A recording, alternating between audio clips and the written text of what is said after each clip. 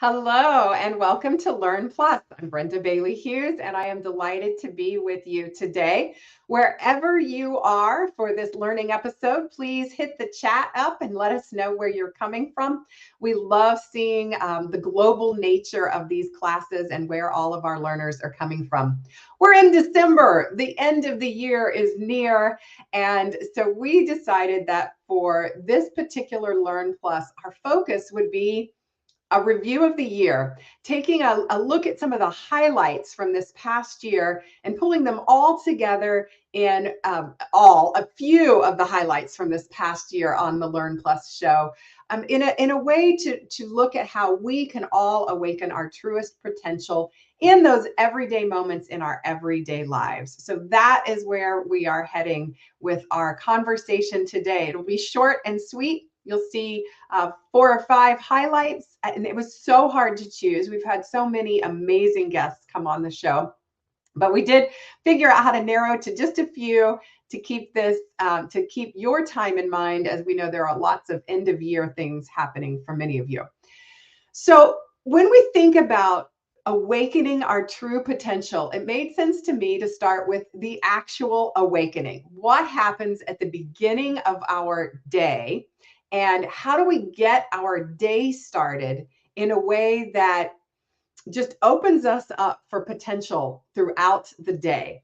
So if after you tell us where you're from, I see Tennessee, Italy, Wisconsin, and Egypt are all in the room so far, and I'm sure there's many more of you that we haven't heard from. Tell us where you're coming in from today. And then if you have a morning routine that works really well for you, or you have a daily affirmation that you use, I would love to see that in the chat. You can put it in there now or as our first reel is showing. But in this first tip on awakening our potential, like I said, it's about starting your day and starting your day strong. I can tell you about 2 different kinds of starts I have. I have my days where I get out of bed, and one of the very first things I do is movement and intentionality. So my movement, I get on the yoga mat, or I take a walk, or I get on my bike. I do a little bit of movement, and I'm not talking a ton here because I got to get dressed and get out the door for work. So maybe 20 minutes, a little bit goes a long way, as one of my favorite yoga teachers likes to say. And then the intentionality piece is, rather than just jumping into the to-do list for the day, I try to step back and ask myself, what are the priorities for the day, both in terms of the activity, but also in terms of how I show up in the world today? Do I need to be particularly encouraging in some relationships? Do I need to be strong and ethical to my core because of certain conversations that might be happening in my day? What are my big goals for the day?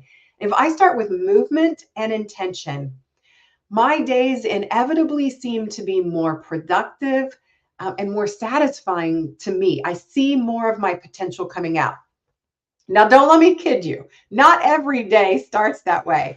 I do have those days when, instead of getting up and starting with movement and starting with intentionality, I get up and maybe the very first thing I do is open the email, and then I'm down that rabbit hole of trying to clear the email out first thing in the morning, which gets me very scattered, because email, one thing's about this project and another's about that, and some emails are important and some aren't. And yet here I've given the best time of day for me, my strongest energy, to these things that are maybe not even all that important.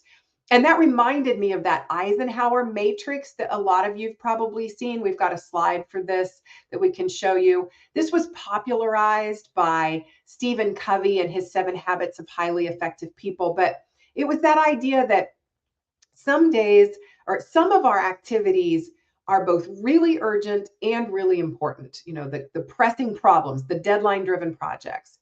Other things are urgent. They keep popping in, they keep being in your face, but they're not actually all that important.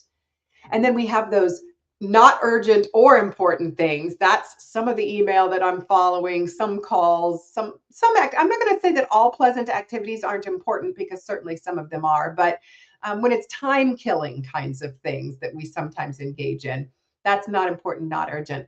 And then that not urgent. It's not a crisis. It's not an emergency, but this is important stuff. Our personal growth, our relationship building, our planning activities. That's where we want to spend the most time that we can, because then we don't have as many of those urgent things because we've planned and we've prepared, and we're spending our time on the things that are really important. So that is one of the ways to think about our day. Now, Scott Mautz is one of our guests from this past year. Scott's the author of 3 or 4 books. One of his most recent and bestsellers is Leading from the Middle.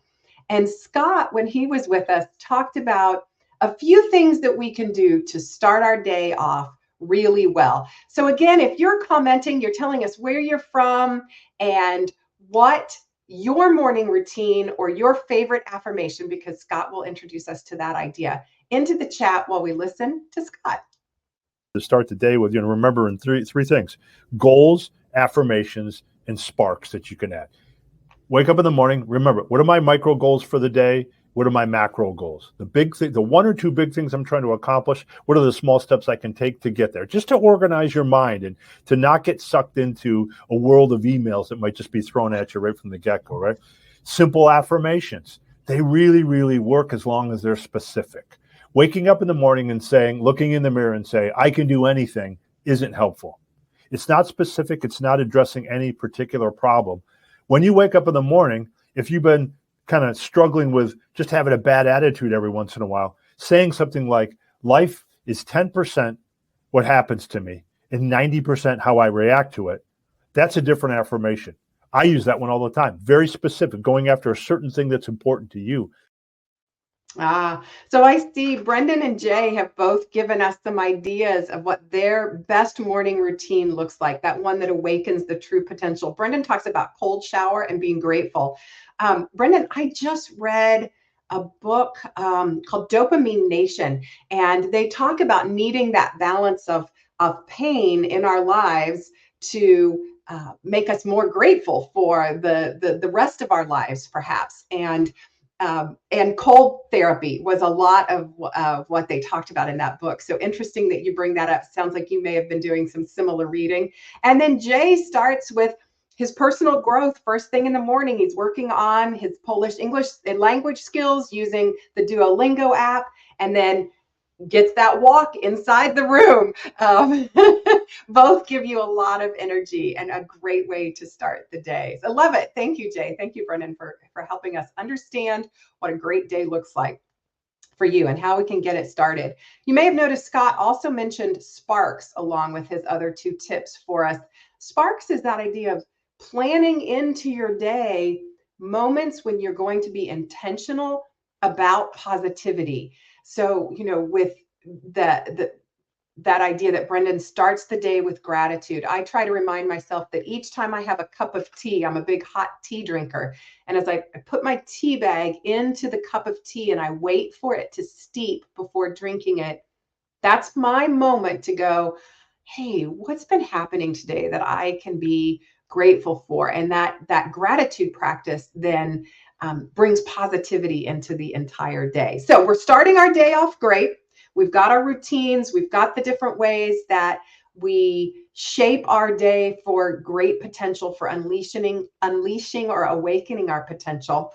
The next piece, though, is making sure that we're on a personal growth track if we're really going to expand our potential. So I love it, Jay, that you're starting with learning first thing in the morning.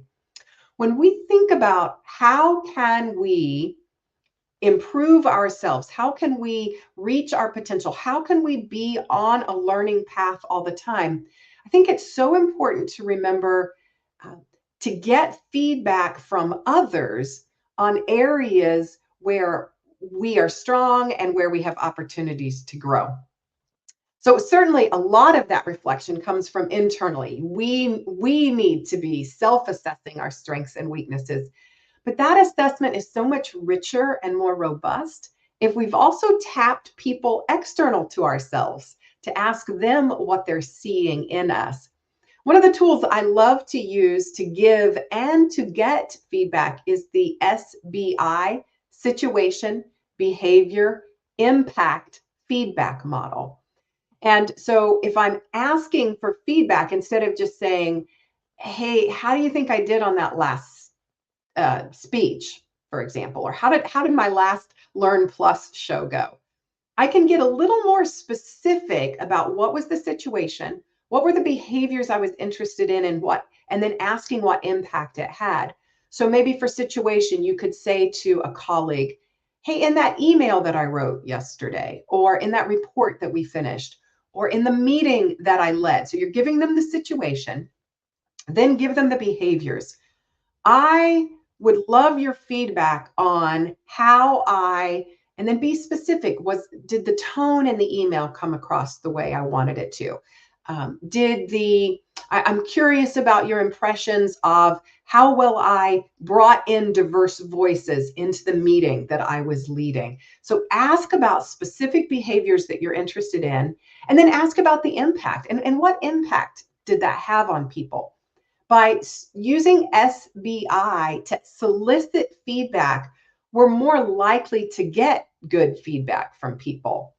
Ray Luther, a great colleague of mine at the Kelley School of Business, an executive coach, was with us on one of our Learn Pluses this year, and he had a really interesting way of getting feedback from others, because he reminded us of how challenging it is to get honest feedback. Even when we ask for it, it's hard for other people to be really straightforward with us. There's so many considerations and the higher that we climb on the executive ladder, the corporate ladder, the more people we supervise, the higher we are in rank, the harder it is to get honest feedback.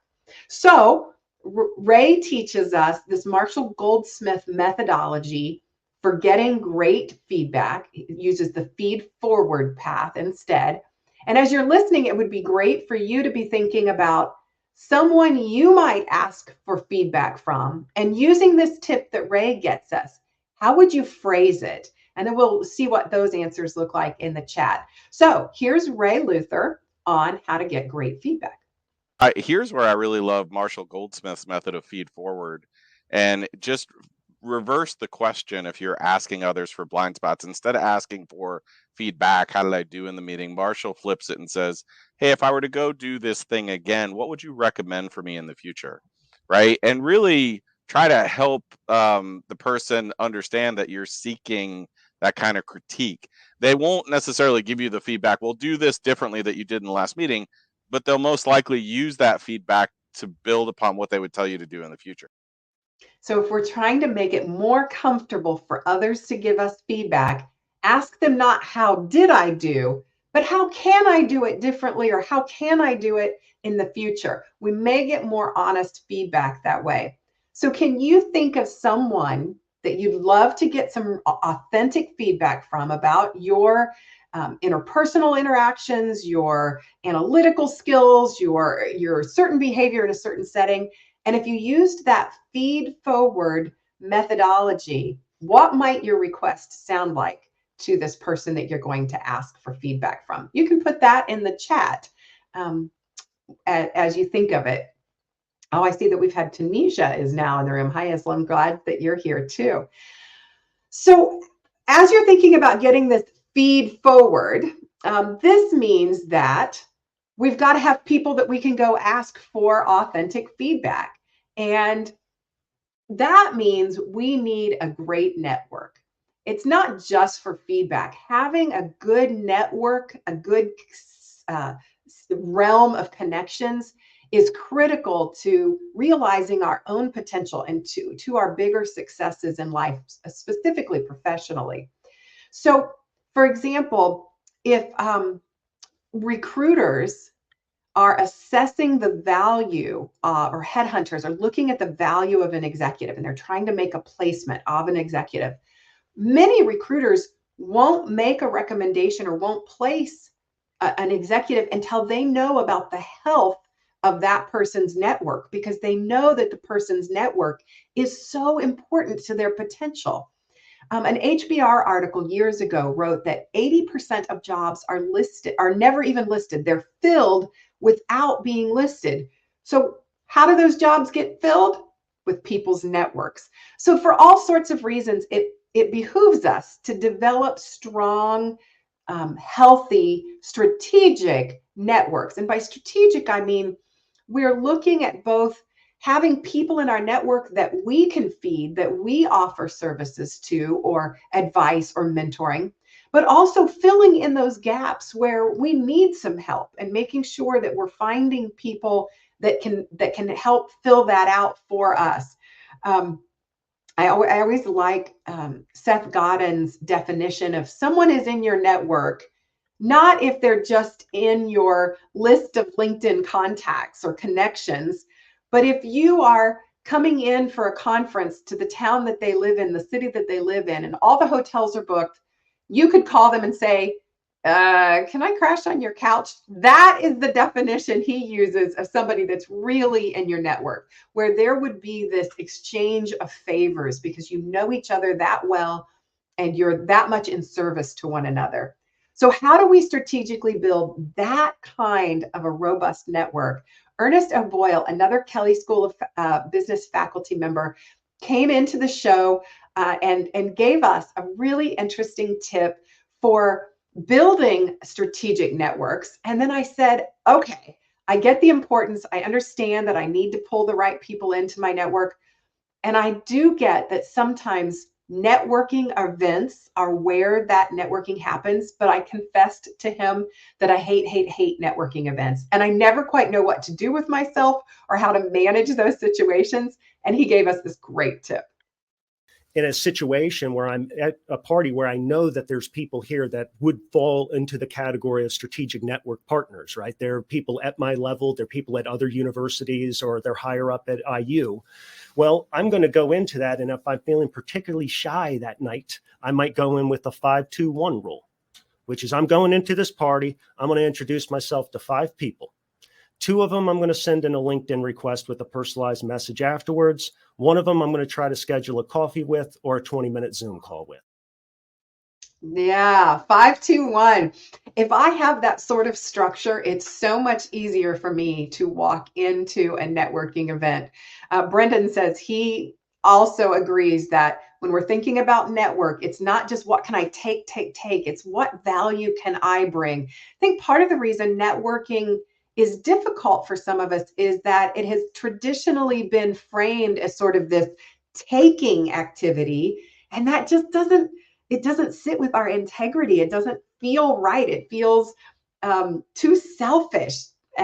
Too selfish. But if we reframe it and we see our network as a give and take, and I bring value to them as well as getting value, that kind of reshapes our ability for sure. I want to back up for just a minute. Martin, thank you for your feed forward response.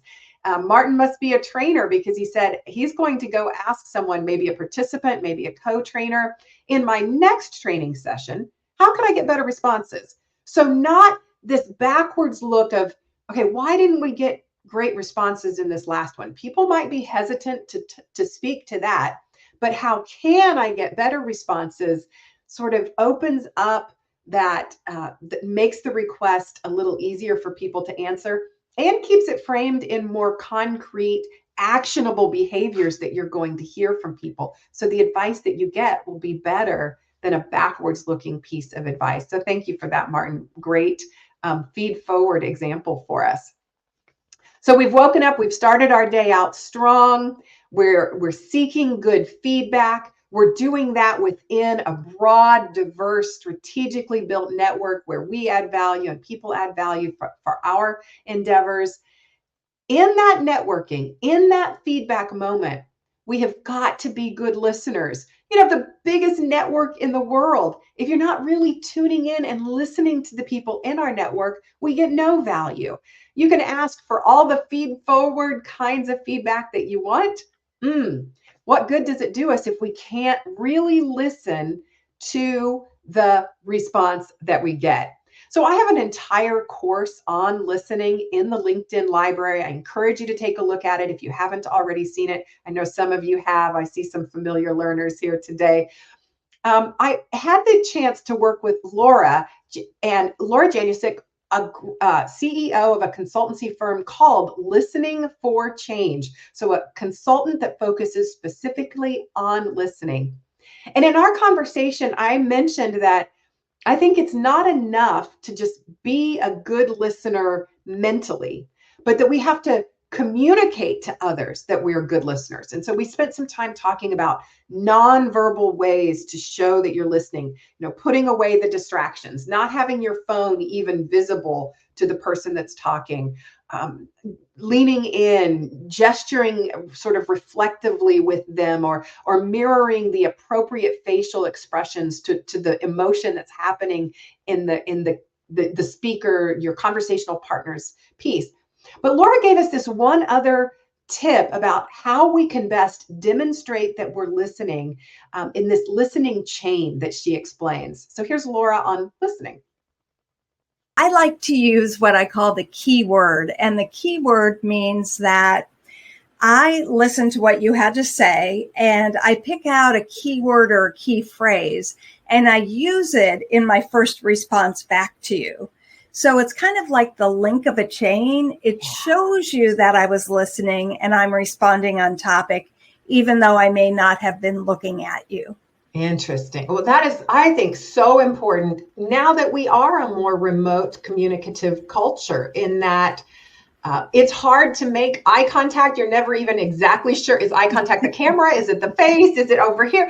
And so I think it's harder to communicate in an authentic way, in a nonverbal way, that I am listening. So that keyword chain makes so much sense for my virtual meetings. I'm definitely taking that one with me. So we thank Laura for the keyword chain as a way of keeping that conversational thread going and demonstrating to people that we are listening in an oral way, not just in a nonverbal way, which can be hard if we're on the phone, if we're in a meeting where cameras are off. This is a great tactic. I wanted to make sure that we include at least one great tip specific to leaders of people. And so as soon as Shelby, the producer behind the scenes here today, and I started talking about our favorite tip that we'd heard for leaders, we both said, oh, C. Nicholson. So many of you know C as a former executive at PepsiCo and other Fortune 500 companies. She's now the author, co-author of a book about You Should Smile More. It's about of establishing more gender equity in the workplace. But she gave us this phenomenal tip that I want everyone to think about if you lead people, or maybe in Martin's case, if you train other leaders of people. And while C is talking, if you can multitask here, be thinking about or putting in the chat one great tip you've learned this last year for leading others. Or maybe it's a tip you wish every leader who's ever led you, every manager, every supervisor, what's the one piece of advice, the one tip you wish every people leader knew? And here's what C told us would be a great tip for people leaders. The theory of the good goat. I'm like, what's the good goat? He said, if a farmer has to get stuff to the top of the mountain, he's going to take his good goat and add another saddle or 2 or 3 more saddles on that good goat, versus taking a saddle and put it in on an average goat. Because the average goat may or may not make it to the top, and the good goat is going to make it to the top. So you're always going to give the work to the good goat and just overburden that. And I thought about that, and it's true. And I can think of times in my career, like I really need something done, and I will sometimes give it to my best employee, and that's not good, because that person cannot go and worry about, Mountain Dew or whatever the project they're working on, because they're on the task force I put them on. It's relieving me of a burden, but I feel like you got to make sure you don't always you don't overburden your best employees. Or I love that tip. Don't overburden our best employees. It is such a temptation to do it. They're going to come through for you. You know that they're going to get the job done, and they're going to get the job done well. And so it's so tempting to just keep putting on more and more and more weight on those good goats. And her tip to step back from that and say, wait a minute, in what ways can I more equally distribute the load? In what ways can I create more equity in the workplace by being more fair about workload distribution? That one has really stuck with me, and I hope it sticks with you. What other tips would you have for leaders? Is there a juicy little piece, a tidbit of information that sticks with you that you call up every time you're in a tough leadership position, or a tip that you wish all leaders knew? We'll let you feed that into the chat as I pull our last clip for the day. Thank you, Martin. We are a team. We succeed together or we fail together, but either way, we learn from the success or the failure. Thank you so much. We are a team. So even that languaging about, I'm the people leader, and even that, you're addressing that with this, hey, you know what? In the end, we're a team. We're going to rise or fall together. Either way, we're going to learn. I love that growth mindset, that learning approach to how you're leading, Martin. Thank you for that. Anybody else with a tip for leaders, something you wish every person who's ever led you would have told you? You can throw that into the chat for everybody to review. Well, last clip for the day. So here we are thinking about how do we awaken our potential. We've got all, 4, 5, 6 nuggets here on behaviors that we can take to improve ourselves. I think we need to balance that with the fact that we're not always a self-improvement project. And when Todd DeWitt, an author of Dancing with Monsters and a top voice in the LinkedIn space, in the LinkedIn Learning Libraries, tons of great classes from Todd. When Todd was with us, he spoke directly to this idea that we're not just in need of improvement all the time. And let's hear Todd. If you were to synopsize the book in one sentence, and it can be a complicated run-on sentence if you want, but give me that sentence. What's the book about? Well, it's about realizing that you are enough and that you are, in fact, probably better than you think you are. That sounds like kind of pop psychology, hyperbole. No, there's a lot of good reason, anecdotal and scientific, to believe that's true. You are good enough. You've just focused on the wrong things, such as those imperfections being ugly things to be hidden in the back of your head. But you are good enough, and you're probably even better than you think. You've just got to figure out how to rethink your situation and relate to others differently. Ooh, listeners, I hope you are breathing that in. Just take that. Let's just take a minute and breathe that in. Just let that kind of ooze right into your DNA. Todd says we are enough. In fact, we are probably more than enough. We've got it. We've got everything. We're just focusing on the wrong thing. Todd says we are enough. And so this is one of those interesting paradoxical things, the both and of our world that I love, that we both have an opportunity to continually grow, to continually evolve ourselves, and we are enough right where we are. Thank you, learners, so much for being here and wrapping up the year with Learn Plus. We're excited to, in January, bring Tatiana Kolavu in, my colleague at the Kelley School and co-author of 2 newly released courses on communication. We'll be sharing some tips from those courses, so it'll be a communication focus. And that's on January 26th at 1 p.m. Looking forward to that. And then we will also be announcing in the future months all sorts of new lineups and guests and exciting things here at Learn Plus, where each month we learn one specific new skill and great ways to apply it if you are in a training or educator's role. Thank you all for listening. Be well and Happy New Year.